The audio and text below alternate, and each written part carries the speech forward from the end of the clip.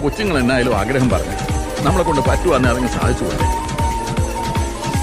ഇതായ പിന്നെ ഈ കൊച്ചുങ്ങൾക്ക് ചെറിയ ചെറിയ ആഗ്രഹങ്ങളൊന്നും ഉണ്ടാകുകയല്ലടാ.